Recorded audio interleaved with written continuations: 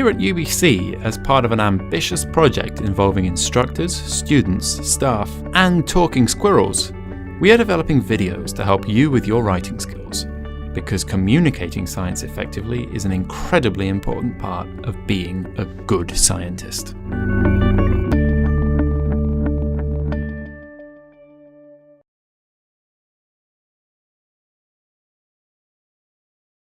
Today, Grammar Squirrel and her friends are going to be learning about comparative writing techniques that, when used effectively, will allow them to explain often complex concepts very quickly and make their science writing more interesting and easier to understand. There are two common techniques that you can use. The first is called a metaphor. When an author uses a metaphor, he or she turns one object into another, which leaves the audience to interpret the change.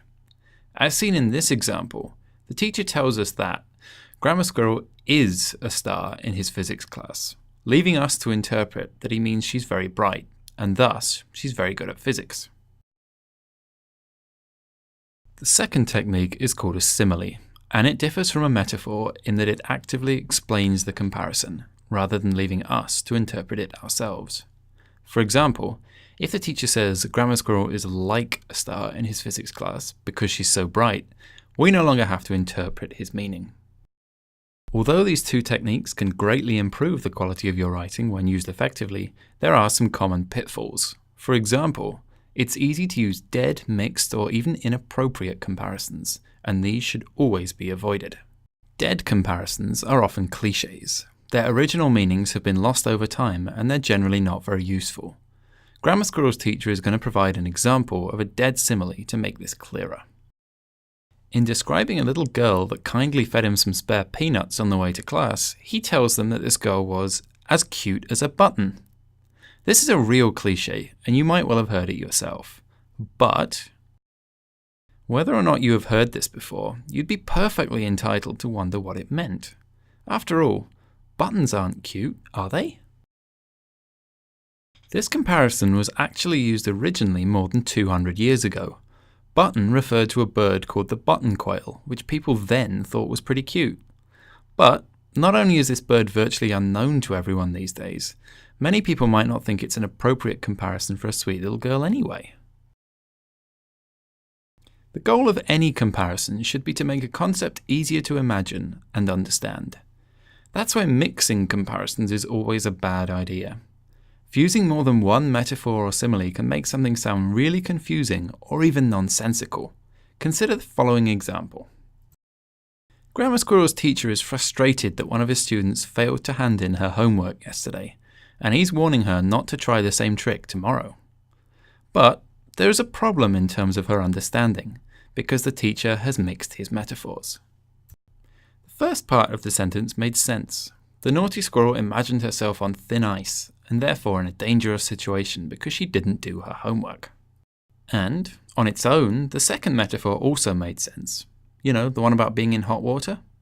Because she doesn't want to be in that position either and find herself with scorched fur. But, put together, the metaphors clash with one another to leave her very confused. Just think about it.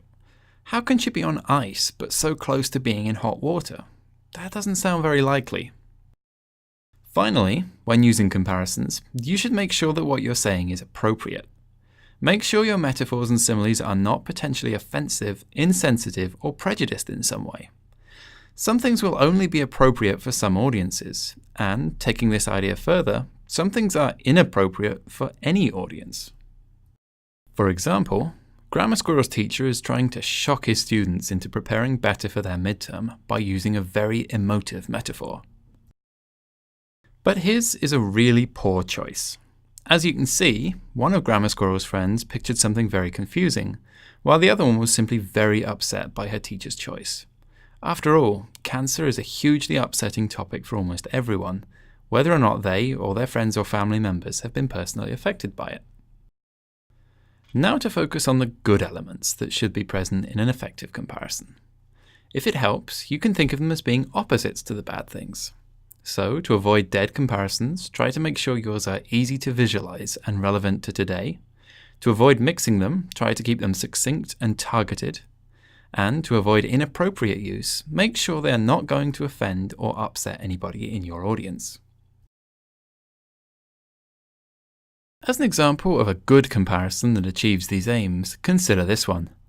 Mutations in DNA are like grammatical errors in your science writing. This is a good one because there are many types of mutation in DNA replication, transcription, and translation. And like the errors you see in science writing, they vary greatly in their importance. While some are catastrophic, some just change the meaning of the original message slightly and still allow the general content or purpose to be understood. One important thing to realize is that choosing a good metaphor or simile is a marathon, not a sprint. You will often need to refine them over time until you are confident that they are accurate and effective. By accurate and effective, we just mean you should choose an image that captures the same sort of relationship that exists between the complex concepts your comparison is attempting to simplify. As an example, to highlight the importance of refining the first comparison that pops into your head, Grammar Squirrel's friend wants to simplify the message that burning fossil fuels releases gases that get trapped in our atmosphere and warm our planet up at an alarming rate. She begins by saying that the release of these fuels means we are cooking the Earth like a pizza. But, hang on, the Earth isn't a pizza, and the atmosphere isn't like an oven. Grammar Squirrel and her friends are very confused. They know this is a bad comparison because, 1.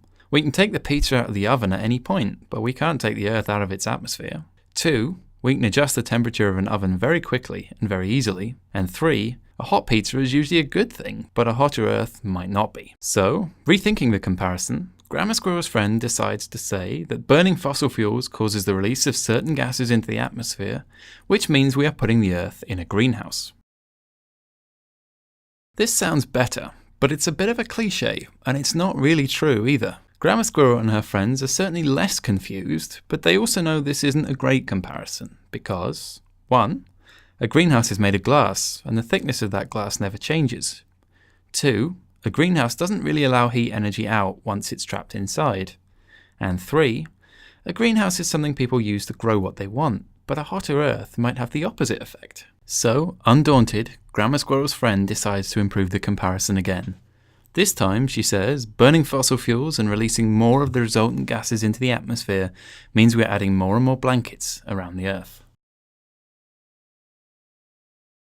And the progression of her comparison is complete. Grammar Squirrel and her friends are at last very satisfied because, 1. More gases released by burning fossil fuels equals more blankets around the Earth, and 2. Blankets trap heat, but not entirely. They still allow some energy to pass through, just as our atmosphere does. So, to recap, try to make sure all of your comparisons are easy to visualize, succinct, and appropriate for the audience you are addressing.